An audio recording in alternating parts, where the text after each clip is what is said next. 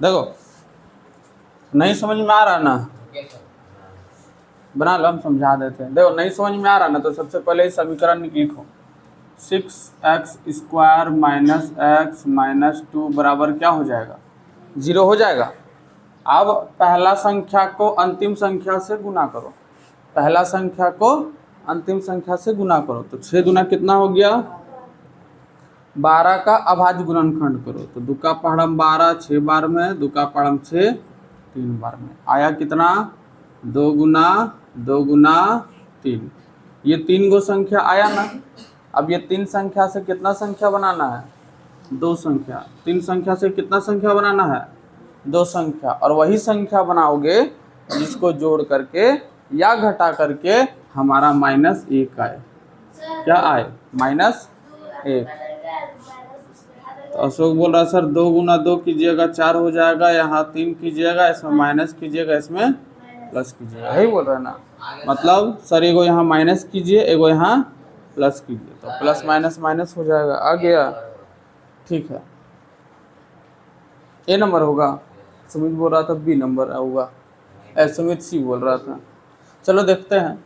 तो अब इसको कैसे तोड़ेंगे, सबसे पहले लिखेंगे 6x² और फिर इसको पूरा तोड़ेंगे तो ये हमारा हो जाएगा -4x प्लस 3x माइनस 2 बराबर क्या हो गया 0।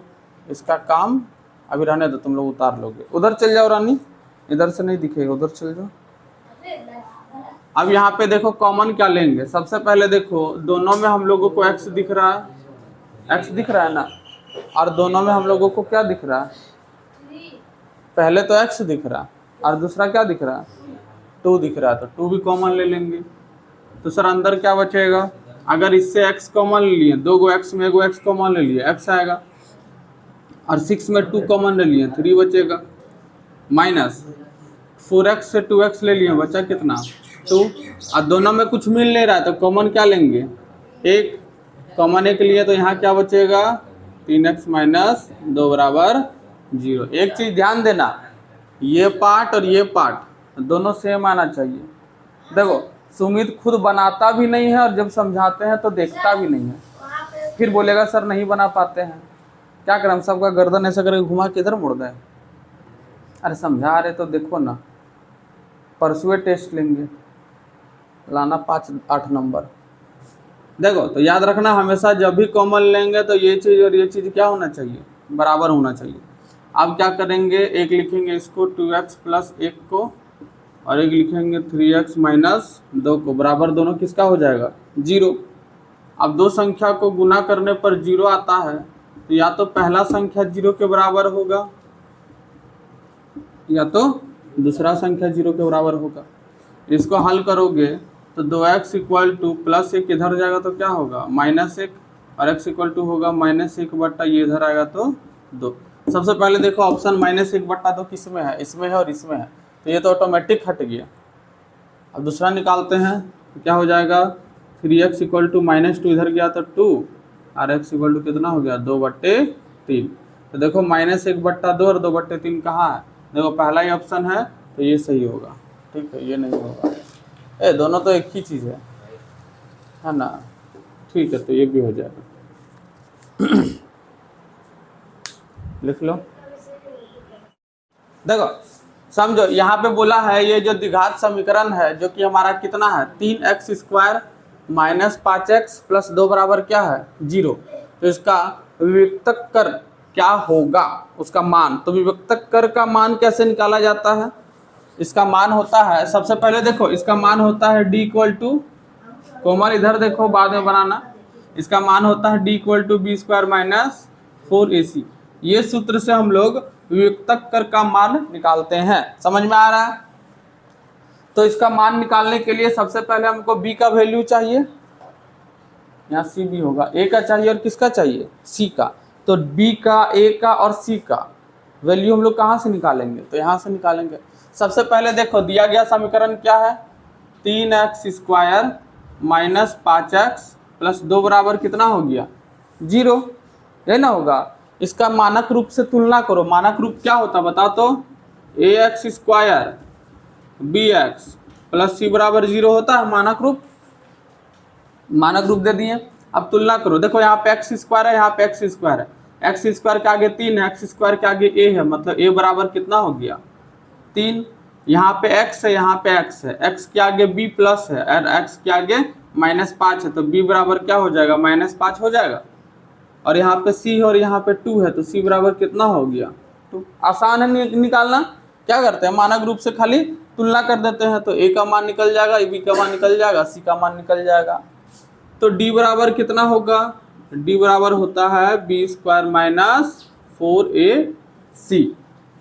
b हमारा कितना है बता तो -5, तो -5 का स्क्वायर हो जाएगा। 4 × a कितना है 3 और c कितना है 2। इसको हल करोगे तो -5 का वर्ग कितना होता है 25, -4 × 12, 12 दूना 24, 25 में 24 गया 1, मतलब d बराबर कितना हो गया 1 हो गया। ये d था, ये d था, तो d बराबर 1 हुआ। देखो तो कौन ऑप्शन में है, ये ऑप्शन नंबर 2। समझ में आया, उतार लो। देखो इसमें हम लोगों को चेक करना है कि दिया गया जो समीकरण है वो द्विघात समीकरण है कि नहीं है। तो अभी हम जस्ट बताए थे इसके पहले वाला क्वेश्चन में कि अगर हमको चेक करना है कि वो द्विघात समीकरण है कि नहीं है तो उसका मानक रूप आना चाहिए। मानक रूप क्या होता है, मानक रूप होता है ax² + bx + c बराबर क्या होगा 0। ऐसे समझ सकते हो या फिर समझ सकते हो कि सर उसमें x² होना चाहिए, x² होना चाहिए। अगर x² होगा तो द्विघात समीकरण नहीं होगा। ये जो घात है वो हमेशा प्लस में होना चाहिए। घात किस में होना चाहिए, जैसे ये 2 है, ये 1 है, ये 0 है, तो तीनों का घात प्लस में है।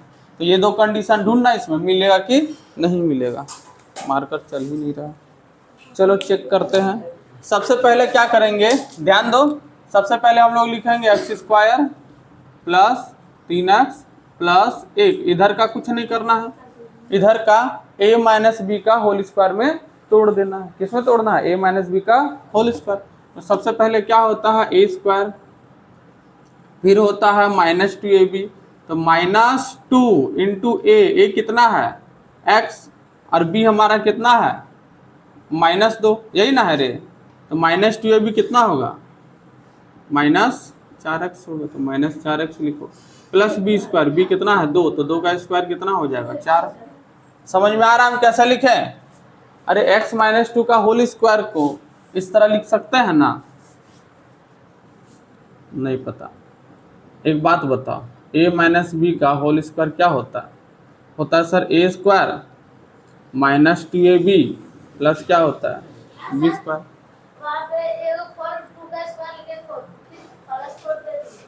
बता देते, देखो ना यहाँ इसका ये सूत्र पहले जानो, ये होता है a² - 2ab प्लस क्या होता है b²। अब हमको किसको तोड़ना है पता है, x - 2 को तोड़ना है।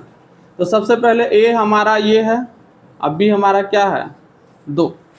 ध्यान दो, a हमारा यहाँ पे क्या है x और b हमारा क्या है 2। अब तोड़ो, सबसे पहले a का स्क्वायर होगा, मतलब x का स्क्वायर हो गया, फिर होता है -2ab, 2 × a हमारा कितना है x, b हमारा कितना है 2, प्लस b², b हमारा कितना है -2 का स्क्वायर। हल करोगे तो a² - 2 दूना कितना हो गया 4x, और यहाँ पे देखो -2 का स्क्वायर कितना होता है 4। यही चीज़ तो हम लिखे हैं वहाँ पे। समझ में आया, 2 का स्क्वायर होगा यहाँ पे। अब इसको हल करो, देखो यहाँ ये x² और ये x² आपस में क्या हो गया कट जाएगा। तो जैसे ही x² आपस में कैंसिल हो गया, फटाफट इसको सॉल्व करो। ये हमारा द्विघात समीकरण नहीं है क्योंकि x² इससे गायब हो गया।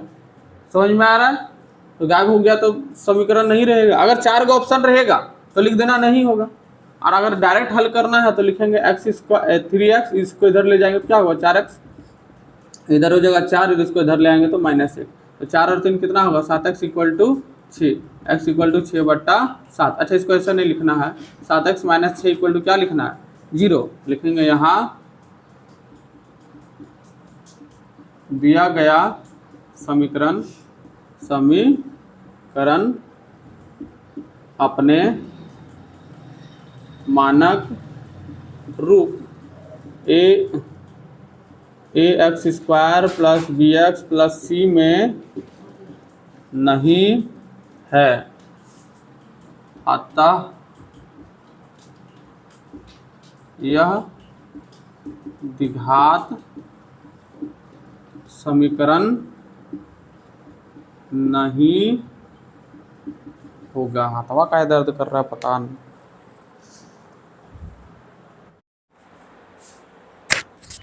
यहाँ पे थोड़ा सा गलती हो गया था, जैसे हम सब्ट्रैक्ट किए थे 4 में 1 गया था तो यहाँ पे हम दूसरा कुछ लिख दिए थे, तो 4 में 1 गया, यहाँ पे 3 होगा और यहाँ पे भी 3 लिख के आप लोग सुधार सकते हैं।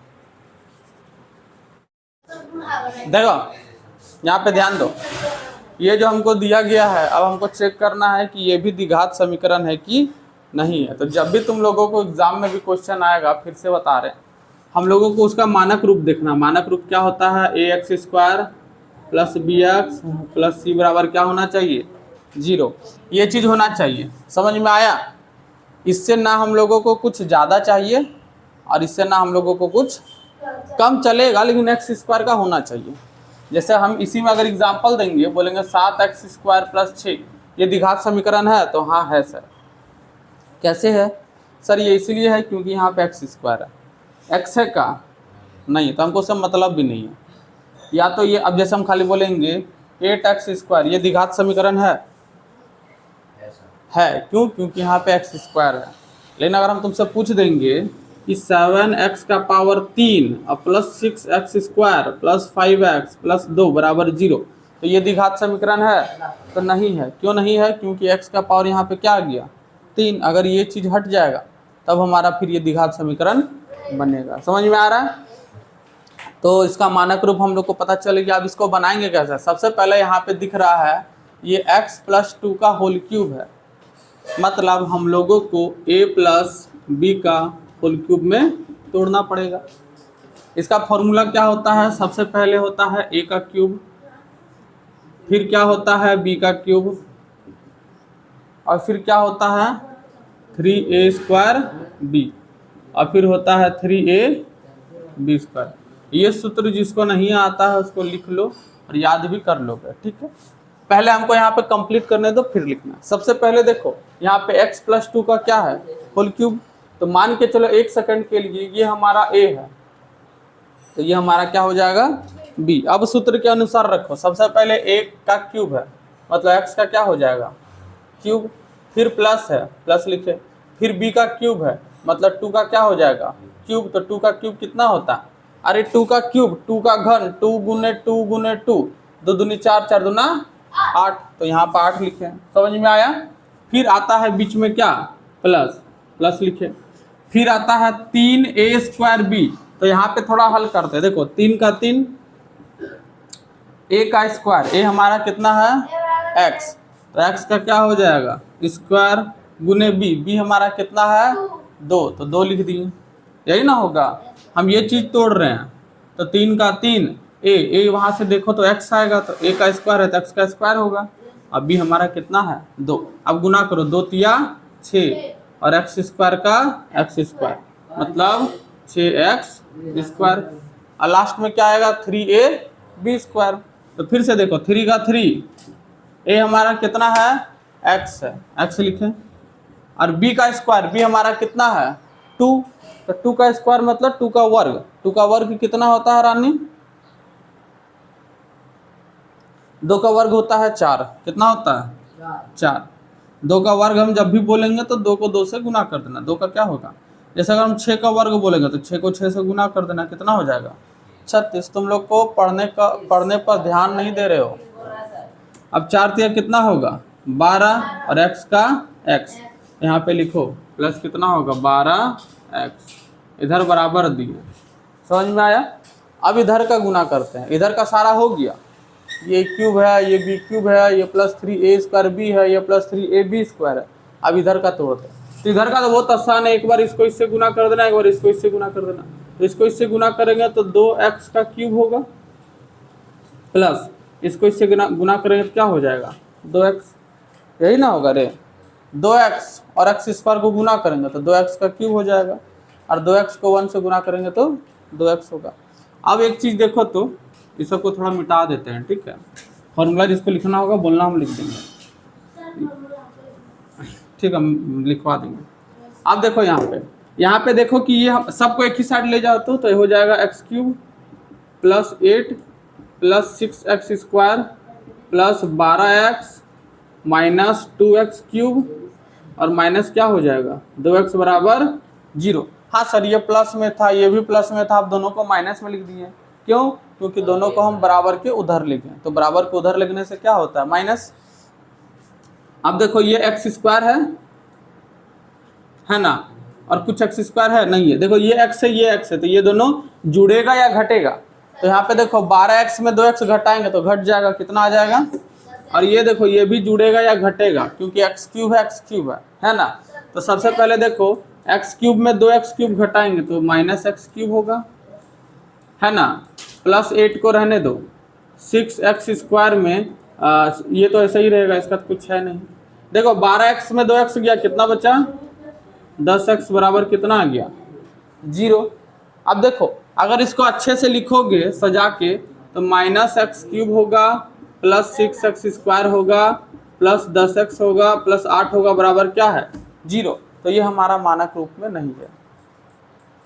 मानक रूप में इसीलिए नहीं है क्योंकि यहाँ पे क्या आ गया -x³, तो ये हमारा मानक रूप में नहीं है। तो जब मानक रूप में नहीं होगा तो ये हमारा द्विघात समीकरण होगा क्या? नहीं होगा। तो ये भी हमारा द्विघात समीकरण नहीं है। लिख लो।